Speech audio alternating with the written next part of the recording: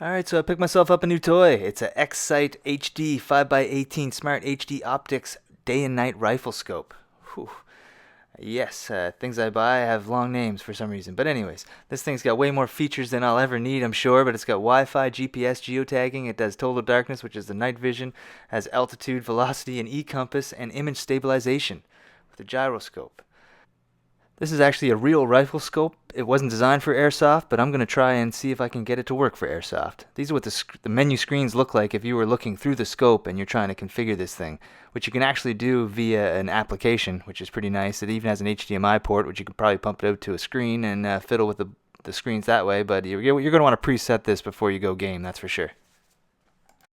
Some further details about this thing: you can use a micro SD card up to 32 gigabytes. It films at 1080p at 30 frames per second or 720p at 60 frames per second. You can get an application for your iPhone or an Android to configure the thing. Weighs about 3 pounds and uses 4 AA batteries. Pretty sick. So in the box I found a little man purse. Within that man purse is a holder for the lens hood, which is right there. It's Velcro. You can pop off the top. You'll see the scope underneath, along with the attached IR light, which you need for the night vision purpose of it. So now you've been waiting to see what this thing looks like, and here it is. Now, I'll tell you right off the bat, I'm not a scope person, so I don't know all the terminology, but we'll call that the eye relief accordion. It's got one of those. These are the buttons on the top that you control all the menus with. That's an IR light, IR flashlight that's on the other side there, and you really need that if you're using the night vision, because otherwise you're just going to see total darkness, which is maybe why that was on the box, total darkness. Now to show you how big this is on a gun, because it is fairly large, I'll show you what it looks like on my SR25. This is without the lens hood, and this is with the lens hood. Not a big difference, but it is quite large. One downside of this thing is you have to kind of manually focus it, and that's what you do by twisting that ring there. Hopefully I don't have to do that too often, but yeah, I don't plan on shooting too long range, so I should be able to set it and be good for a while. So as I said before, this runs off of 4 AA batteries. This is where they'd go. You unscrew this cap, which is actually pretty solid. It feels almost water resistant. I'm not really going to test that theory too much, but that's where the batteries go. You actually have to have the batteries in it with power in order to select a menu to choose the USB external power. So when you hit power on the scope, it's going to come up and it's going to give you a screen that says USB power supply mode. You push OK and it'll start running off of that external battery pack. Now if you chose not to use an external battery pack, you can put this cover over it which hides the holes. One's for HDMI, one's for your micro SD card, and one's for the USB cable.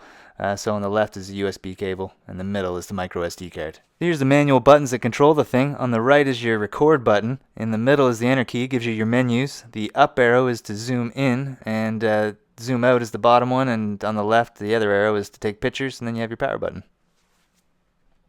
Along with the AA batteries, if you want to use the night vision, you have to have the IR light powered too. That also takes batteries. You just unscrew the back of it, you can slide the batteries out, and they're CR123As, I believe. Yep, looks like it to me. Now the bottom of this has a really heavy-duty rail connector. It is solid, does not move. The scope also has a rail on the side to connect, flashlights or IR light, which is what it's for, and it's really solid as well. So those plus and minus signs, if you press them both at the same time, it turns the IR light on. If you press them both at the same time again, it turns it off.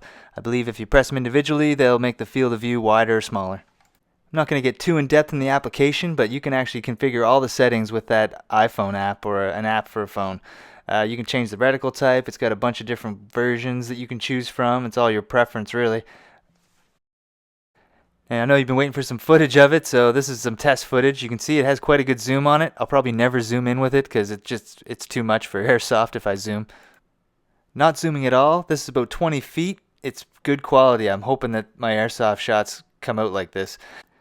If I turn the lights out in my place and turn on the IR light, you can see it perfectly. If I turn off the IR light, you can't. Back on, quite a difference. So basically, you have to have the IR light.